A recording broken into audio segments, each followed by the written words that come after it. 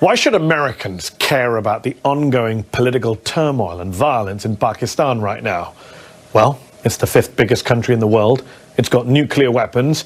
It was one of the front lines in the so-called war on terror, and it's currently considered by our government to be a major non-NATO ally.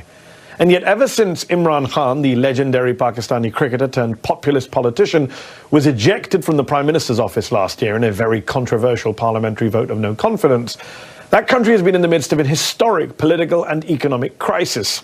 Khan, who remains hugely popular inside of Pakistan, has had more than 100 criminal cases thrown at him, from corruption to terrorism to blasphemy. And there has also been a vicious crackdown against members of his own political party. Khan's violent arrest outside a courthouse in May, later deemed by Pakistan's Supreme Court to be illegal, led to mass protests, to violence and death across the country. According to Human Rights Watch, while some of Khan's supporters did use violence and attacked property and the police, the Pakistani authorities, quote, used excessive force against protesters, restricted access to the internet and to social media, and carried out mass arrests. More than 4,000 people detained, many of them arbitrarily. But what was so stunning about those protests is that they weren't just anti-government. They even challenged the dominance of the once revered, almost untouchable Pakistani army.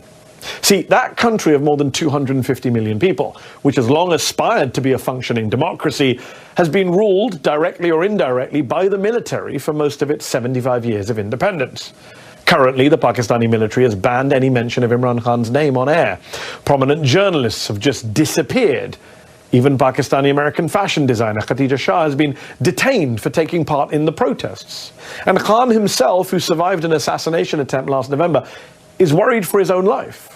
The former prime minister, who is accused of cozying up to Vladimir Putin and Xi Jinping, hasn't had much support, though, from Western capitals, and he himself accused the Biden administration of being behind a coup against him, an allegation that the State Department has denied and that Khan has since backed away from. So, what should America be doing here, and what does the future hold for Pakistan and for Imran Khan? Earlier, I spoke to the former Prime Minister of Pakistan and chairman of the political party, the PTI. Imran Khan, thank you for coming on the show. You are the former Prime Minister of Pakistan. Explain to our viewers watching in America tonight what you believe is the state of democracy, of freedom, of human rights in Pakistan tonight. How bad is it? Well, Mehdi, for some of us who've seen the evolution of our democracy over the last, especially 20 years, because you saw General Musharraf's martial law, and then in that martial law, we saw what was called the lawyers' movement for the independence of judiciary.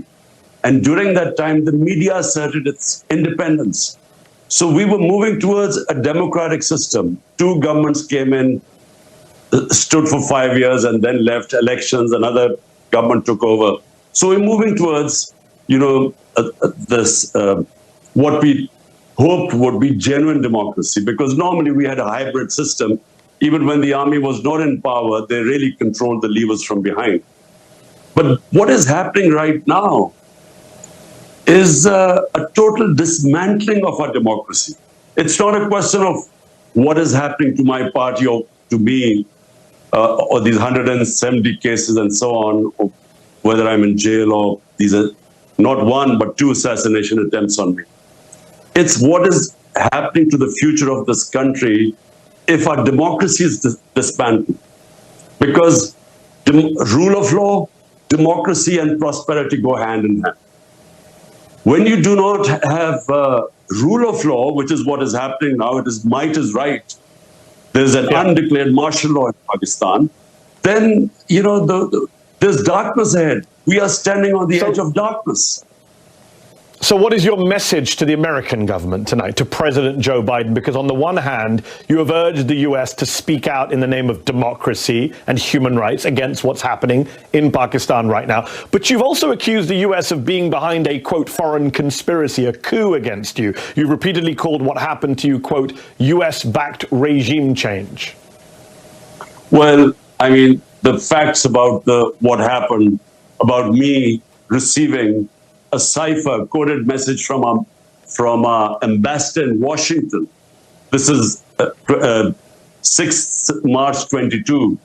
which said that the American official, Under Secretary of State, telling our ambassador in an official meeting that unless you get rid of Imran Khan in a vote of no confidence, there'll be consequences. And then the vote of confidence, no confidence, takes place the next day. And within weeks, my government is gone. So I merely stated the facts. And by the way, I put the cipher in front of the cabinet, in front of the National Security Council, and there was an official protest from Pakistan for interfering in our internal affairs. But that's behind me. Look, all I want the US to do is their professed aims of so-called Western values of democracy, rule of law, human rights. They shouldn't worry about what is happening to me. They should worry about 250 million people. The whole democratic structure is being wound up. And we, as I said, we have an undeclared martial law. Surely, this is not what the Western countries should want. I mean, they should just speak out against it. So obviously the Biden administration denies being involved in your ejection from power. The current Pakistani government is clearly afraid of you, hence the mass arrests, the talk of banning your party, the more than 150 legal cases against you. They've said you're a bigger threat to the country than Indian Prime Minister Narendra Modi, rather ridiculously. Do you believe that if elections are held on time in October of this year, that your besieged party can still win and that you can still be Prime Minister again? Surely that's a pipe dream now. Look, since I've been ousted, out of the 37 by-elections held, 30 have been swept by my party, despite the total support of the establishment to these 12-party coalition. So clearly they are scared. This whole thing, which happened to us after 9th May, when I was abducted from within the High Court, abduction, and the way that they abducted me as if I was some terrorist. So the reaction to that was used as a way of just clamping down, crack down on my party. We equated to what Hitler did after the 1933 burning of the German parliament. He cracked down on the communists and wiped them out. This is what's happening now. How could a few cases of arson be made a reason for 10,000 of our workers in jail? And every day people are being put in. My entire leadership is in jail. The only way the leadership can come out of jail if they renounce being part of my party. So it's never happened in this country before. Women have never been put in jail. The entire media has been muzzled. I mean, the military, which is the real power in Pakistan, is obviously out to get you. It was Army Rangers who arrested you outside the courthouse, not police. It's military officials who have reportedly told Pakistani journalists not to mention your name on air. Yet your critics would say that you came to power in 2018, everyone knows this, in alliance with that same military, that you for years had close relations with top generals going all the way back to Hamid Gul, the former head of the Pakistani ISI. So the critics would say it's ironic to see you now criticizing the same army and intelligence chiefs who you were once fine with and who helped put you in power in the first place. First, just to correct you, I was abducted by the Rangers from within the court. I was actually sitting in the courtroom. So, just to correct you. And the Supreme Court declared it illegal, and so yes. That's why I was bailed out. Look, in Pakistan, Mehdi, the military has directly or indirectly ruled Pakistan for 70 years. 3 times martial law, and then the other times because they're entrenched. And so whoever does politics has to work with them. Now, when I came to power in 2018, it wasn't because the military engineered to get me into power. They didn't oppose me. Big difference. In 2013, before that, they actually helped Nawaz Sharif get into power, and we proved in the rigged elections. In 2018, we asked everyone to open the elections because we came through proper, free and fair elections. In fact, we felt we lost some seats. But the thing is, I worked with the military. I mean, military means the army chief. So I worked pretty well with him. The main problem was, you see, my whole thing is rule of law. I started my movement for justice 27 years ago, wanting to bring the powerful mafias, the political mafias, under the law. This is where the problem became. You know, he didn't think corruption was that big a thing. You know, he wasn't interested in. And if he had he had the veto power. So that's where I failed. Although we succeeded economically, we did brilliantly dealing with the pandemic, but I failed in the rule of law, and I think that's where the problems became. Up next, what about the criticisms of Imran Khan's own time in office? Don't go away. Before the break, I was speaking with former Prime Minister of Pakistan, Imran Khan. We discussed the state of democracy in his country and his message to the American government. But what about the criticisms he's faced from his own time in office? Here's the rest of my interview with him. You have been praised in your handling of the pandemic, and it's interesting to hear you saying you failed in terms of the military. But while there are many Pakistanis who still support you, you're hugely popular, a lot of Pakistanis say, hold on, when you were in government, you were fine with the military. You say none of this stuff has happened before, but you locked up opposition leaders, you locked up journalists, you cracked down on the press, and now you're getting upset that the same is being done to you.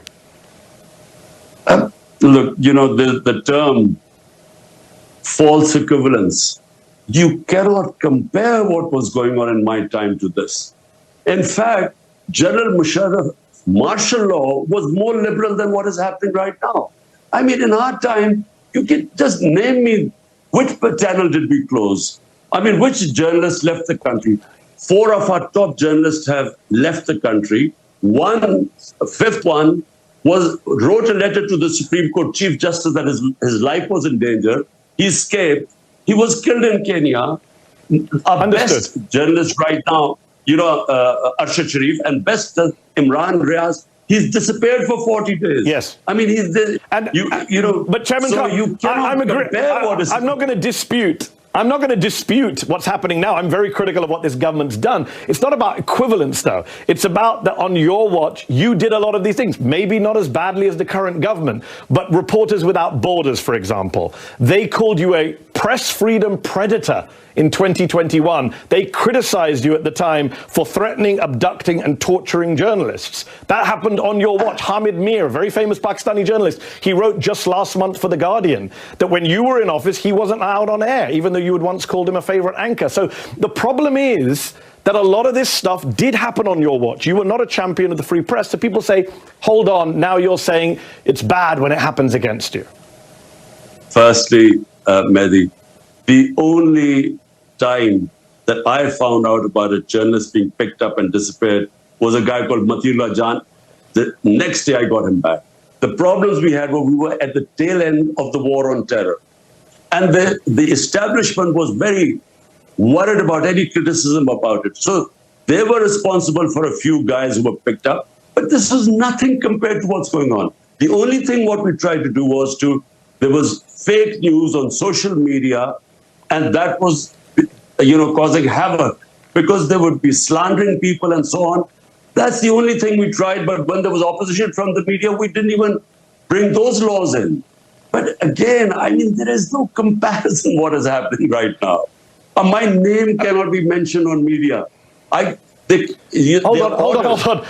on. When you were Prime Minister, Nawaz Sharif's name couldn't be mentioned on air either. That's what your critics would say. You did the same thing to Nawaz Sharif. Not at all. No, look, Nawaz Sharif was convicted by the Supreme Court. He then faked these illnesses and somehow managed to bring out these tests which said he was about to die. Then his brother gave an affidavit that he's just going 2 weeks for treatment to come back. A convict. He goes to England and suddenly all illnesses disappear, and then he starts giving lectures to Pakistan. He was a convict. You can't compare what was happening to me. I'm not convicted of anything. But the media couldn't say his name. I'm no fan of Nawaz Sharif. I'm just saying his name couldn't be mentioned on air. We're almost out of time, but I got to ask, do you have any regrets about what you did in office, especially with the military, given what the military is now doing against you? What would you go back and do differently if you could? Last question. Well, just firstly, given, you know, what happened after I came into power, I should have actually, with a weak coalition government, you know, I should not have taken power. I should have gone for elections again. And because you can't bring reforms and changes, and especially rule of law, if you have a weak government. And if I have to do it again, look, this hybrid system cannot work. If you are an elected prime minister, you must have the authority to implement your reforms. It cannot work that you have the responsibility because you're elected, but the authority is shared and the army chief has a veto power. This sort of system is doomed to failure. And Pakistan, what it faces right now, huge economic problems, the worst economic situation in our country. Unless we fix the governance system through rule of law, I'm afraid, the country is on the edge of darkness. There is no doubt there is a massive political and economic crisis in Pakistan right now. We appreciate you taking time out to speak to us, and I do hope you stay safe. Imran Khan, former Prime Minister of Pakistan, thank you.